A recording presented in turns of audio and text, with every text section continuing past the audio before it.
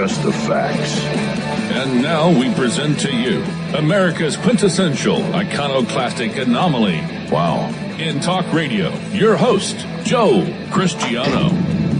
Welcome, everyone, to Liberty Talk Radio, America's libertarian voice, broadcasting from our studio in Tulsa, Oklahoma, to around the world. I'm your host, Joe Cristiano, and this is your antidote to popular talk radio. Folks, it's time for us to take back control of our government. Now, before this bureaucratic, oversized, and self-serving federal government starves us of our property, our freedom, our rights, and our liberty. But to do this, we must shed conventional thinking regarding our political structure. We need to be revolutionaries in thought, dissidents in action. Only after we recognize what our government is doing to our freedom and our Constitution will we start taking it back. And this program is just about that. Today we're pleased and honored to have a returning guest, Miss Carla Howell. She's the former political director for the Libertarian Party. She is best known as a tax cut champion in Massachusetts by spearheading ballot measures to end the income tax and to roll back the sales tax. Go, Carla, go. A genuine free market and freedom advocate that sets an example for all of us who appreciate life in a limited government environment. Would it be great to be back in those days, you know? Let's hear what she has to say about all the turmoil that's occurring today in our experience in Washington, and maybe get a glimpse of what we could expect during our broadcast. Please, if you're listening in via telephone, you can call, by the way, and just listen in. If you don't have your iPhone or whatever, your smartphone, 646-652-4620. If you want to interrupt us by asking a question or making a comment, please do so. Press the 1 button, 646-652-4620, and then press the 1 button, and you'll be part of our program. Okay. Carla, welcome back. Great seeing you. Great to see you. All right. You know, Carla, you've got me in a very, I mean, it's not you, but I mean, at this point in time, in an incredibly negative mood. And maybe you could be my psychiatrist, psychologist, and freedom-loving person that to bring me out of this funk that I'm in. It seems that we have a president that has no philosophical basis from which he makes any decision. He's somehow saving us all sorts of money by spending money and creating enemies around the world and bombing everybody. And I'm supposed to applaud this for some reason.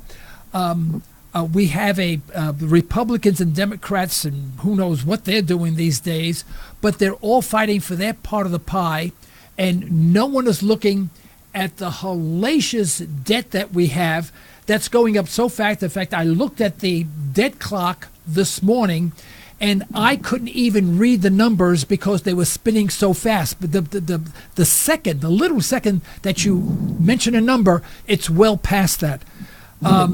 We are on a crash course right into a steel girder, and no one wants to say anything. And what bothers me is that they'll talk about what the Republican solutions are, the Democrat solutions are, but they very rarely, and maybe I can say never, say the Libertarian perspective is. So I know we've gained a lot of ground because of Donald Trump, because people are sort of bewildered as to who he is, and they're listening more to the freedom people. But what scares me is that there's so many college students today with no practical real life experience that all of a sudden think Bernie's the second coming. So square me away, send me pills, do something, but take it. Please help me out.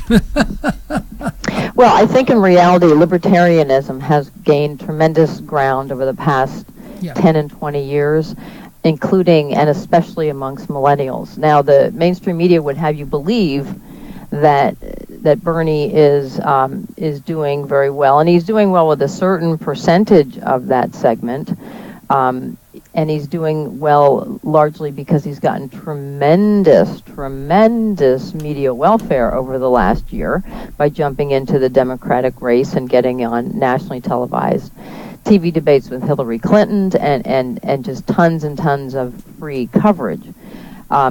In reality, though, what a lot of people are subscribing to today is libertarianism, and we see this in the vote totals and exit polls of millennials in elections. So don't buy what you hear that libertarianism isn't doing absolutely fabulously well relative to its past. It has had huge breakthroughs in recent years. It is being accepted more and more, and the fundamental principles as well as specific proposals of libertarians are being accepted much more, if not embraced, if not rallied behind, like we have never seen before. And this is a reason for a lot of hope. Now, you're right, government continues to careen out of control in almost every way. And that's the way it's been for a long time and continues to be, and that's a huge problem. I don't mean to minimize that, but there is a lot to be hopeful for in terms of the changing attitudes and acceptance of libertarianism, increase vote totals for libertarian candidates, especially amongst millennials, and they are the growing population. Our generation is not growing relatively in the voting bloc. So this is all very good news. But the most important thing of all, here's my prescription for you, Joe. Thank you. And that is, you can't let them get to you, because then they win. And you don't want that, Carla, do you? they're winning. They're doing a great job. Let me tell you, they're doing a fabulous job. But your choice is to say no. No, we don't buy it. We don't accept it. We know big government is the problem. Most people know big government is the problem, and the solution is small government. So let's get down to our specific proposals and why they will make things better. Let me suggest something radical, and I'm not the first person to bring this up. This is brought up every single year. There are many libertarians who feel this way. You know, there's such a thing as called the blue dog Democrats, which are, I guess, I understand are libertarians. Wouldn't the libertarians be better off if they infiltrated one of the parties, and then when the presidential elections came by, they had at least a forum from which, they can make their case, rather than being the outsiders and never being invited. I ran for office twice. It was a horrible experience. Never got invited to everything, and every time I asked them, everyone blamed somebody. Oh, we would invite you, but it was really the station that didn't want you. All this garbage. And they all lie. They lie through their teeth. But is there some credence to that? Have we tried that? But for example, in the last election, I think the libertarians would have gotten tremendous amount of press if they ran as a Democrat. Because who'd you have? You had the Hillary Clinton and that other joker. And if you had somebody who was a real solid libertarian, they would have garnered a tremendous number of votes. May not have won, but at least they would have been placed on the map. Am I just being foolish in thinking that? Well, I don't have any problem with someone trying. I think if you look at Gary Johnson's experience in 2012 when he ran as a Republican before he switched to the Libertarian Party, they didn't let him into the debates. Would a Libertarian running in the Democratic Party be allowed into the debates with Bernie Sanders and Hillary Clinton? My guess is no, and that is not a coincidence, because the powers that be, the sponsors of the debates, the special interests behind it all, they don't want talk of small government. They just really don't. And I think this is the fundamental bias against libertarians. It isn't personal. It's that they hate our policies. We represent the people. We represent what, in fact, a majority of Americans want on most major issues. The Democrats and Republicans don't. How do they keep their big government machine going? How do they keep the money flowing to their special interests? Well, they keep talk of small government and libertarians in particular off the table, out of the conversation. That's the easiest way for them to control it. Now, they keep losing credibility the more they do that. Their disapproval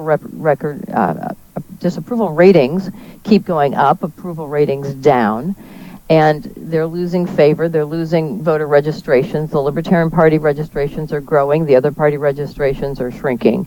We are winning in a lot of measures that you don't hear about, but that are very, very important. So you just have to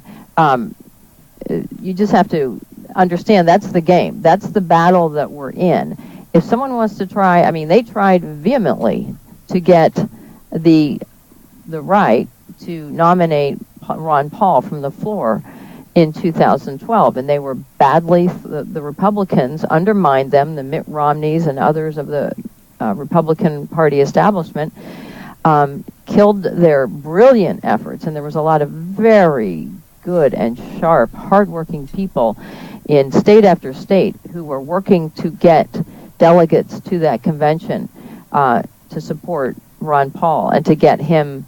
They followed the rules, and according to the rules, right before they changed them at the convention, they should have had the right to nominate Ron Paul, but that was taken away from them, and they didn't even give him a speaking slot.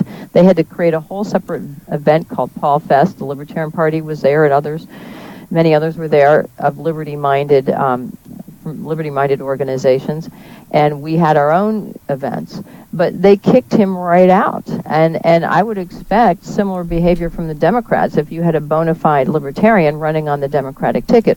Now, if someone wants to try it, it doesn't hurt for us to be fighting on all fronts, whether it's within the old parties in the Libertarian Party, and whether it's at the local, state, or federal level, whether it's filing lawsuits like the work that Institute for Justice does, whether it's nullification like Uber. I think we should be fighting on all fronts and not discouraging any of them. Yeah.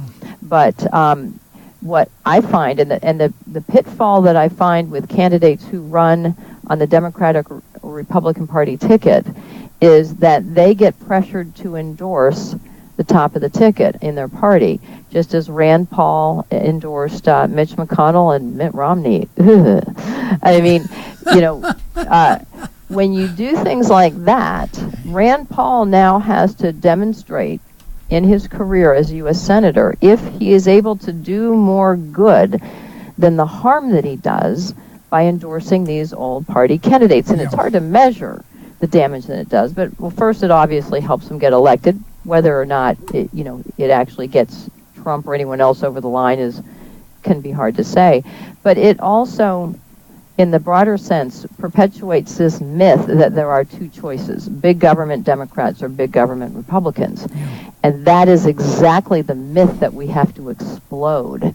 So when people run as so-called liberty or libertarian candidates on the Democratic or Republican Party, what we have to say to them is, fine, do we have your solemn oath that you will never endorse a big government Democrat or big government Republican? Yes or no? And, go on the record and go firm and hard and in a way that we can hold you to it irrefutably. Most of them won't do that. They will play ball. And, Rand Paul has said right out, I couldn't have been elected U.S. Senator in Kentucky unless I had endorsed Mitch McConnell and I believe Mitt Romney. I believe both of them was the deal that he made. And that is the heart of the problem when you run it with these other major old establishment political parties. It's, and I hate to use this analogy, and please don't hang up on me, but the richest guy gets the sexiest girl, because he has all the money. And it seems that in the Republican, in the political arena, you have the people with most money get in the forefront. So I don't know how you get around this. Well, I don't think Bernie Sanders had a lot of money. He had media welfare, and media welfare is the best thing you can possibly have. Yeah, but he was a Democrat that told people they were going to get everything from nothing, absolutely nothing, and the government will take care of them for life, I mean, it's absurd, ridiculous, stupid, nothing. And my concern is that we're going through this evolutionary process. By the way, where is she? I can hardly see her. Do we have a problem with lighting? Yeah, unfortunately, the room that I'm in is next to a window, and as the sun goes in and out, the lighting changes dramatically. Oh, okay, because I can hardly... Is she very dark. On that Sorry about that. Screen? Or is she very dark on that screen? She's dark on that screen. Oh, you can't do anything about that? Nope. Okay. All right. Well, we'll continue. We'll play with your silhouette, so to speak. But it seems that we have a mentality problem. If you read the history of the early 1900s, you find that people who came here abhorred government. They came from Europe. My father was one of them. He came from a country that was being taken over by the fascist. His father committed suicide because he lost everything. My father came here with nothing, absolutely nothing, not a penny in his pocket, speaking no English at all, and had to make it. And I tell the story 1,000 times. His first job was in a Polish piano factory. They beat the hell out of him every night, before, at the end of the work, because he was the hardest working guy there, and he had to be because he was Italian, But there was a mentality that people didn't want government. People they ran away from government. They ran away from Europe to come here because it's the land of the free. And now all we have people running toward the government. And then the people who are doling out the money are taking the money from us, the productive sector of society, and then making deals with industry, getting gigantic kickbacks, making multi-millions of dollars a year, and these are the people getting elected. Carla, with all due respect, I don't see how we win this. I mean, listen, I give every monthly to the Libertarian Party. I have this radio station. This station costs me personally $15,000 a year. I've never said that on the air before, out of my own pocket, because I feel that strongly about it. But I don't, the numbers just don't add up. I think we have a lot of wishful thinking. I wish there was something we can do about it. I would be right in the forefront. Well, I think that is the first thing you can and must do is lose that attitude, quite frankly, because it plays right in. If you were an advocate of big government, wouldn't you want to hear what you just said, Joe? You want people to be resigned if you're big government. You want your opponents. Now, what we want is for them to be resigned, okay? Right. We are marching to freedom. We are marching to small government. We're losing right now. Government's getting bigger, but we're determined. We're growing in numbers, and we're going to keep pushing and demanding small government. And the Internet's going to help us, because the Internet, like your show, is going to help to educate people why we need to do this and that we can do it. And a lot of what we can do is a function of what we say. And if we say it can't be done, our opponents are dancing and singing. You've made them very happy. That's what they want. And that's how a lot of how they've won today, is because they have convinced so many people who are on our side, who want much lower taxes, much less government. They wanted the troops staying home and staying out of these foreign wars.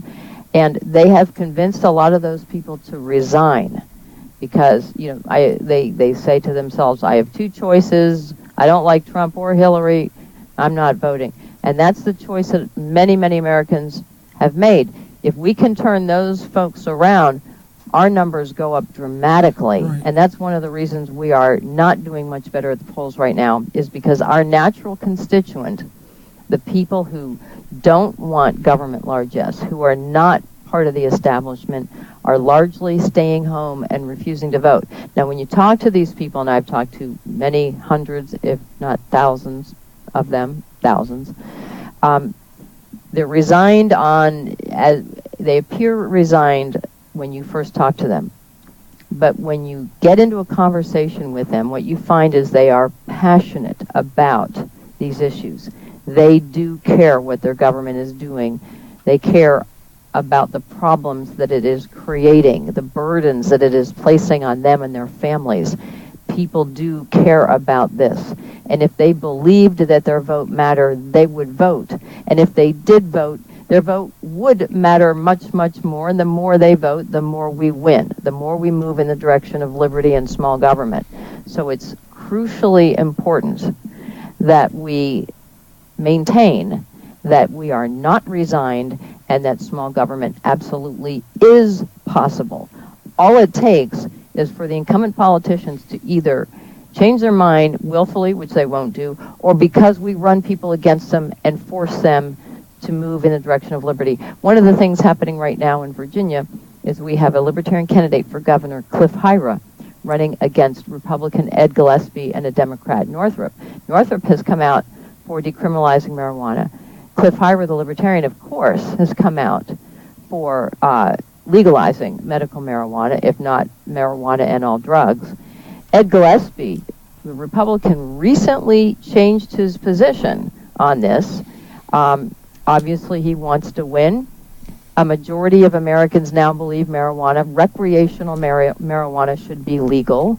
And he's responding not just to the people, but specifically to his opponent candidates, and in particular Cliff Hyra, who is an extremely articulate, intelligent, wonderful candidate. That's Cliff Hyra, Hyra, running for governor in Virginia this year, 2017. And so this is how we can change things. Even if we don't win, we move things in a libertarian direction. So that's one example of how it happens. And we have to keep pushing for it, demanding it, and laying out the specific solutions that will make things better that non-libertarians can understand. And Cliff Hyra does that extremely well. Yeah. I've been doing this since the 1980s, so I'm no newbie to it. I'm just so incredible. I'm infuriated and frustrated, I guess, because I have friends that college educated, master's degree, some of them, but they can't think because they accept what they've been taught in school, whether it be in grammar school, in high school, in college, and whatever. And then they watch television, they get reinforced, and they'll say the same thing you just said, exactly the same thing you said, and then they'll vote for Republican or Democrat. I go, where's your logic there? I mean, I don't think they're saying the exact same thing. I don't hear it. I don't hear them saying exactly what I'm. They'll agree with you. Let me put this. Okay. They'll agree with you, but then they'll vote for their. If they were brought up as a Republican, they'll vote for the Republican, or they'll vote for the Democrat. This is what confounds me, and I'm getting so incredibly frustrated.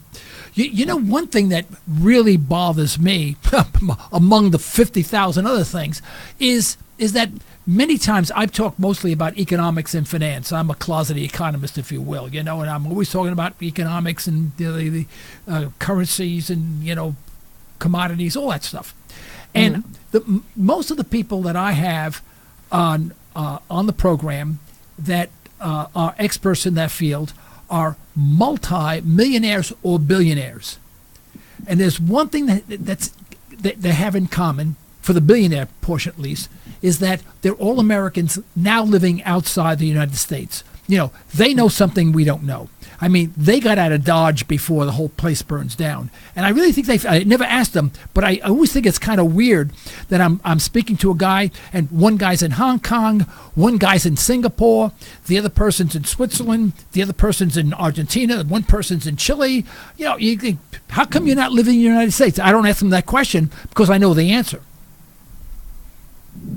And so we have many people that are leaving because they don't have the hope and prayer that I guess that we do. Okay, well, they may make that choice, and we're here, and so are 300-some million other Americans who are going to stay. Yeah. And so, what are we going to do about it? Are we going to just say, "Oh, there's nothing here"? By the way, where are you going to go in the world? There's big government everywhere in the world. And yes, there's places that are more economically free than America, but most countries have significant problems, and they curtail freedom in some very significant ways. So there's no panacea. Same with changing states. Every state in this country has big government in their state and local governments. Some are worse than others. But the important thing is, wherever you go, and whatever country or state you live in, you have the opportunity to advance freedom. And you do it by the way you vote and the way you talk. And especially if you go the extra distance, like yourself, you have a radio show, you're a donor, people who you've run for office, people run for office, people who support those running for office. These are the people who are actually changing things. And keep in mind that you talk about your friends who vote Democrat, Republican. Well, they have been sold on this bill of goods that, the libertarians won't win. We have to vote for someone who will win. Well, who wins when a Democrat or Republican wins? We all lose, right? I agree. You don't win. Yeah. We don't win. Yeah. They win. Their special interest pals win. They boost their own personal careers. And then they vote for bad stuff that makes things worse for everybody else. We have to start thinking of winning in terms of changes in government policy, not which warm body sits their butt in a seat in a government office. Because who cares? Who cares if I'm elected or you're elected or anyone else? What matters at the end of the day is whether we move government policy in a libertarian direction or if we continue to settle for big government that keeps growing. So we need to convince people and talk about this constantly. And the reason that your friends vote Democrat and Republicans, they just don't hear this enough. What they hear is you got to vote one or the other. And what they got to get is that is not only a wasted vote, but it is you're handing power to big government politicians when you vote for them. You're giving them license. You're giving them permission to increase your taxes, to start and expand new wars, to increase regulations, to jam things like Obamacare down our throats, pretend to repeal it and never repeal it. You know, we get more of this bad stuff. They want us to buy into it. I mean, think of it. Think of the reverse. What if libertarians were the predominant party in America? Or what if we had co-opted the Democrats and Republicans and they were both actually libertarian? Well, we would love it for people to only have two choices, liberty. Now, we may not be rats about it the way they are and keep people out of the elections the way they've been doing and rigging the system, but wouldn't it be wonderful if the attitude of every American was, well, I'm going to go for libertarian version A or libertarian version B. They're both going to keep my taxes a fraction of what they are. They're both going to repeal laws, not add to them. They're going to bring troops home, not start new wars. They're going to forget about the idea of ever having an imbalanced budget and eradicate the debt, sell off unneeded federal assets, get rid of debt, get rid of perks, government employee pensions, government contractor pensions, and all the pork that's flowing through Washington, D.C. and state capitals across the country. And those were your only fundamental choices. And then there's some radical over in the wings who says communism, socialism, Bernie Sanders, or whatever. And everyone goes, they don't count. They don't count. They don't count. They shouldn't count. And let's not make them count. Let's say the only votes that count are the ones that result in a government policy shift in the direction of liberty. That's what we need. That's what we need to be talking about. You know, I almost got hung from a lamppost when I was at a meeting, and they were talking about, you know, and so many people are repeating this mantra that, the hurricanes that we've had in Houston, in the Gulf Coast, and of course in the Florida. Oh, it's good for the economy. It's just an insane thought. But and I made mention, and please feel free to comment on this, because I said this once, and I said I'd never repeat it, but I'll do it on my own show because I own it and I can say whatever I want. But I said, well, they were talking about the money that the federal government is coming. I said, well, no, the government has no money. They said, yes, we do. I said, how do we have any money? I said, we're $20 trillion in debt. I said, unfunded debt is, depending on who you ask, $100 trillion to $200 trillion. I said, we have no money. We're broke. They said, oh no, we just borrow more money and people buy our debt. I said, well, that's like saying, oh, I have plenty of money and I have a big MasterCard that I pay off every month, but I do it by taking the money out of my Visa credit card. You know, I'm still broke. I mean, I'm just shifting the money around. And I mentioned, I said, this has got me in big trouble. I said, it's not the responsibility of the government to bail people out in Florida, the federal government. I said, if you buy a house in Florida, you better have insurance, because you know every 20 years or so, the place is going to be blown away. I mean, it's historically, that's what happens. And if you don't do it, it's your dime, not my dime. And right. I got absolutely, I mean, if there was a cross, I would have been crucified right then and there. Right. And I was saying, but right. Well, here, let me talk about that. It's a city item. And now the government does have some responsibility. Like if NASA got hit, it's a NASA, they should be there. Now, if they need helicopters or something like that to airlift people out, sure. I mean, use the National Guard or whatever, for helicopters. Don't get me wrong. But I said, we should not be funding these people to live in a place that has no place. And the same thing happened in New Jersey when the Jersey Shore got washed away, and that I don't know what to call him, Chris Christie, when someone said, why are you rebuilding this isn't a meeting, why are you rebuilding the houses right on the water? They said it's too dangerous. Every so many years we have a hurricane, it cleans it out. he said, shouldn't these people buy their own insurance? And he says, well, they can't get insurance. He said, well, then they shouldn't build there. And his answer was, this was his answer. He said, they can build there, and you will, and he says, and that we'll pay for it because I'm the governor and I can do what I want. I mean, and everyone applauded him. I said, my God, they should have hung him right then and there. They should have hung him right on the beach. Again, the media distorts what people really think about this. Ask people in Pennsylvania, ask poor people on a fixed income in Allentown, Pennsylvania, if they like subsidizing the vacation homes or the coastal homes of people along the Atlantic who are vulnerable to hurricanes. I don't think they do. I don't think anybody likes that. And, you know, you look at Houston, only 20% of the people in that town had flood insurance. Now, 50 inches of rain is a very unusual event. Let's acknowledge that. But just the same, I think, let's talk about the solution. If I were president of the United States, what I would say is, you got 12 months of FEMA, and then it's over. We're giving you 12 months to fortify your home, get insurance, or move. Okay?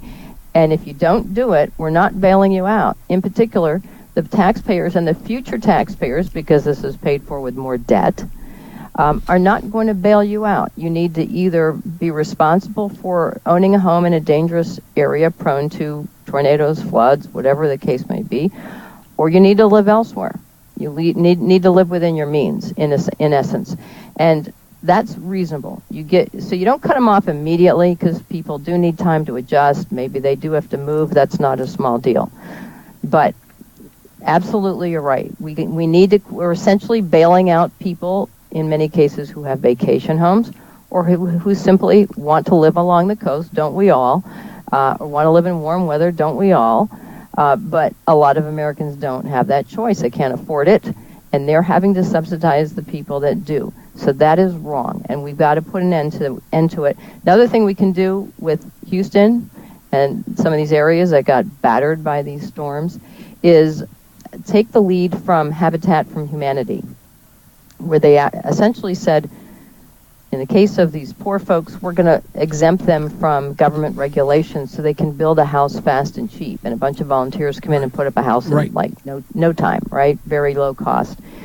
We should do the same and say, in all these areas that have been devastated, we're putting on hold all these immense, pesky, costly building regulations so people can rebuild quickly and cheaply, with, of course, the warning that they're going to have to get flood insurance in the future. They're not going to get bailed out. And then when we demonstrate how quickly a city can be rebuilt, when we get all this building permitting out of the way, we extend that freedom all across America. Because one of the reasons we are less competitive than the Chinese and others in the world is because it's so darn difficult to put up a shingle and start a business or even build a home, with all the rules and regulations that you have to comply with. Right.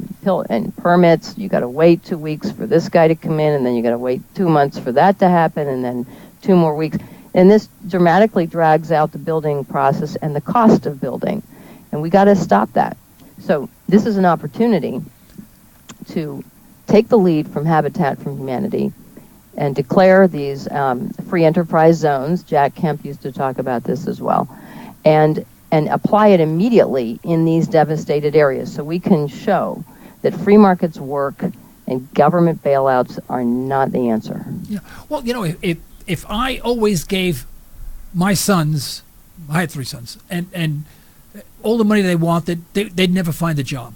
You know, they say, why do I have to work? My father gives me all the money I need. I have a great time. You know, that poor slob, he works all day long, you know, and he gives me the money. This is great. Nirvana, right?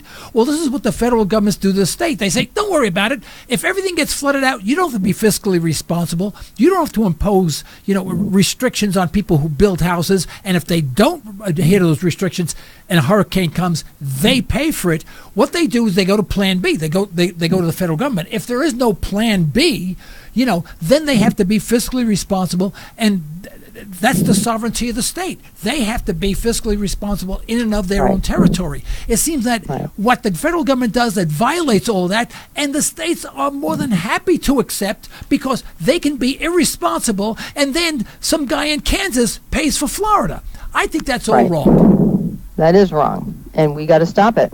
We got to lay out our proposals for phasing out FEMA and replacing it with personal responsibility, and we have to call FEMA what it is. It's a bailout of people in flood and tornado and hurricane-prone areas being subsidized by taxpayers who live in safer areas and by future taxpayers. The young voters, they're footing the bill for this because it's being added to our national debt. It's not fun. They don't go and say, did they find a way to cut the budget to pay for these funds for Houston? No. Let's immediately lift the debt ceiling again and go into more debt again, and that was their solution. No. By the way, that's something that can end immediately as well. You want to spend money on a new little government program, which is inevitably going to be a bad idea. Well, you take the money out of one of your other bad ideas that are already in effect to pay for it. You don't stick it on future taxpayers with debt. You don't stick it on current taxpayers with raised taxes. You cut spending. Cutting spending has to be our mantra. That is what we need in this country more than anything. Dramatically downsizing government, starving the beast, cutting their paycheck, taking away their allowance. They are not going to respond to anything but that. And we need a lot more candidates who run on that, because it doesn't matter what your favorite issue is, whether it's a left-leaning issue or a right-leaning issue. Almost 99% of all those government programs, be they bad ones that violate civil liberties or bad ones that destroy the economy, they're funded with government spending. And we need to take their money away so they can't do that damage. Right. That has to be something I invite you and encourage you, Joe, to make sure this is mentioned in every show that you do. We have to cut government spending. Oh no, I agree. I think government spending is beyond even is beyond irresponsible at this point. Now we're in the lunatic part. And by the way, in the interest of full disclosure, I used to live in Houston. I've been through these rainstorms. I have been fortunate that my house, the water came right up almost to our deck, to not deck, but the front door, praying that it wouldn't go over. But, I had insurance. You had to pay extra for flood insurance. I paid extra for flood insurance. I didn't expect, and if my house got flooded, I didn't expect anyone to bail me out. I had to bail me out. Right. Literally. Anyway, right? That's right, both literally and figuratively. But I just get so angry that we always have a plan B. I don't want a plan B. I want my plan B. I don't want my plan B to be you pay for it. Now, I have to ask you this question. Tell me, give me a scorecard on President Trump so far. F+. You looked at me like my wife looks at me, Are we married? F+. I'll give him an F+. Did you get that from my wife or what? It wasn't directed at you, Joe. As you know. I tell you, my wife gives me the exact same look. I mean that. I'm sorry, but again, I'll allow you to. I'll permit you to answer the question anyway. He is playing out his presidency the way many of us predicted it. He's big government. He is a big government politician pretending not to be. And the first clue of that, a guy who ran on draining the swamp. Well, the way swamps work, when you drain them, you take the water out of them. Lower the level of the water. Okay, and what has Trump done? He's kept it right up there and rising. Yeah. And that's all you need to know. That's all you need to know. Because if a person isn't expressly interested in selling the idea of cutting government spending, government's going to stay big, all the bad programs are going to continue. Maybe a few will get a little better, but others will get worse. New programs will be introduced, and we'll have pretty much all the same problems that we have and a growing number of new problems because government keeps getting better. The way you drain the swamp is you put a big tube in it and start funneling the water out of it. And you make sure that where that money goes is in two things: reducing the debt and returning that money to the taxpayers in the private sector. You do not keep it in the swamp. You don't have the pipe reroute it back into the swamp. Yeah, right. Yeah, exactly what's happening. Private sector, so people and businesses can invest that money, spend that money, give it away, create charities, whatever they do. That is real economic stimulus. That creates productive, sustainable jobs, and that's what we have to focus on. So drain the swamp means lower total government spending. Lower total government spending. You got to be careful because they're tricky when they talk about cutting spending. They never use the word total government spending, because what do they do when they cut spending? They just throw it back in the swamp and spend it on something else. Right. No one's even paying attention to what happens to that money. The media never talks. The mainstream media never talks about it. You might talk about it, Joe, but most in the media don't. Where that money has to go is out of the swamp and back into the private sector, and or use it to reduce debt. Yeah. Period. Yeah. Well, I quite frankly, I'll throw in my 2 cents. I firmly believe that President Trump does not understand what his job is. His job is to be a cap on Congress, to say no. When Congress tries to enact something that's unconstitutional, he should be there as the stopgap, protecting the people from a runaway Congress. But he's leading the parade. And he's got it all backwards. He's doing everything wrong, in my opinion. The man is a disaster as a president, and people say he's a good businessman. I think he's a horrible businessman. He knows nothing about free markets. He knows nothing about cooperation. He doesn't understand the principle that when goods trade across borders, bullets don't. I mean, he understands none of that whatsoever. And everyone says, look at a wonderful job he's doing. And I have to keep my mouth shut because I have no friends now. I'll have even fewer, if I open my mouth. I open my mouth during the program, and then I go home and keep my mouth shut. Well, I think more people agree with you than you may realize. What has Trump done? Who can show me something that he's done? He's going to have to answer that question. What has he made better? Well, supposedly a few regulations are being cut here and there, but how many more are going to be added in the end? We'll see. And who's really to credit for any regulatory reductions? Is it more certain members of Congress? How much did Trump have to do with it? I think he honestly wants to reduce regulations in areas where he's been affected in his personal areas of business. But I agree with you. He has no fundamental allegiance to the Constitution, to small government. He never has. There was once upon a time he was endorsing Hillary Care. I mean, he's been all over the map. Right. I have no idea what he stands for. I mean, he has nothing. He doesn't stand for anything. No, and excuse me, I'm interrupting you. He said, well, I never knew this job would be so difficult. I'll say, hey, it's the easiest job in the world. You sit there, you wait for Congress to say, sign this bill.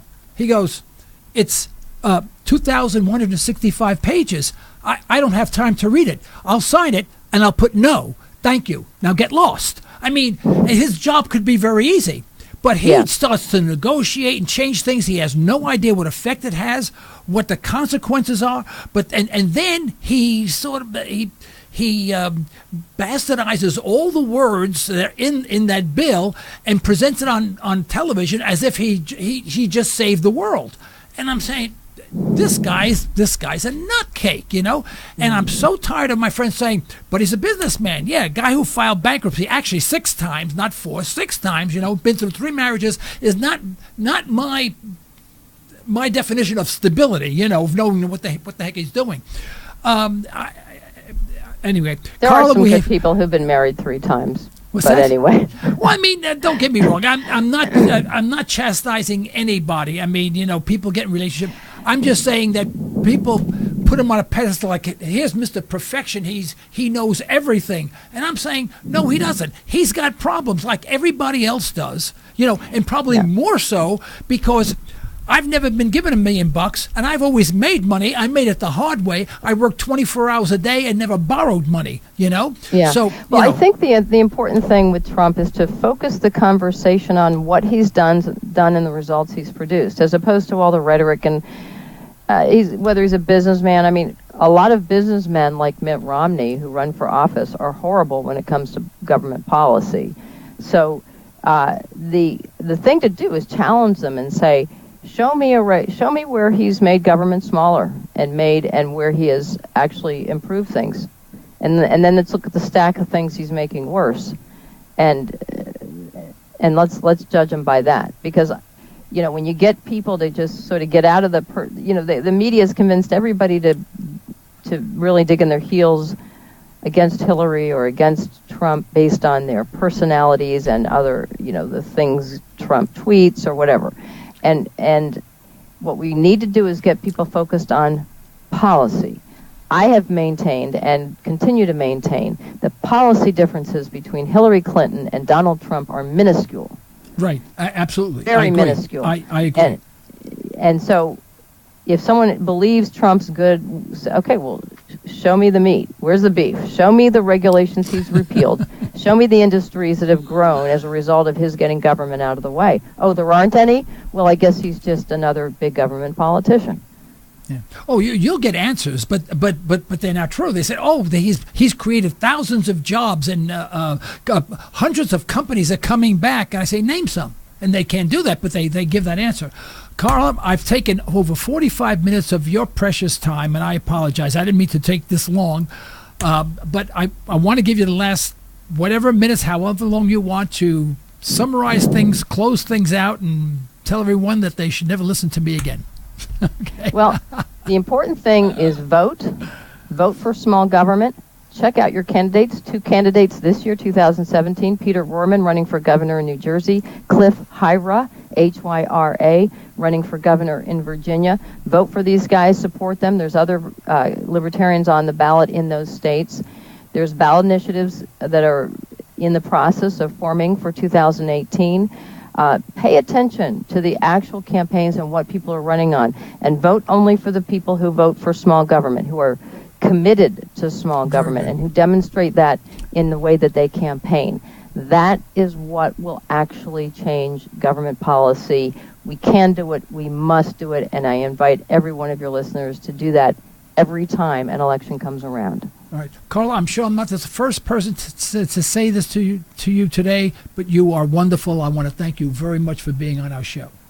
Thank you. You are wonderful too, Joe. I really appreciate it. Thank you. Bye-bye now. Hope to hear from you again. All right, folks, this is the end of today's broadcast. We'd like to thank our sponsors for the financial support, and we'd like to thank you for listening in. You can further the cause of liberty by recommending this program to your friends and let us hear from you. Our email address is comments@libertytalkradio.com. Remember, you're either allowing your liberties to be taken away or you're striving to protect them. That's what my wife says. It's got to be true. Until next time, this is Joe Cristiano. You've been listening to Liberty Talk Radio. Stay well. Stay tuned.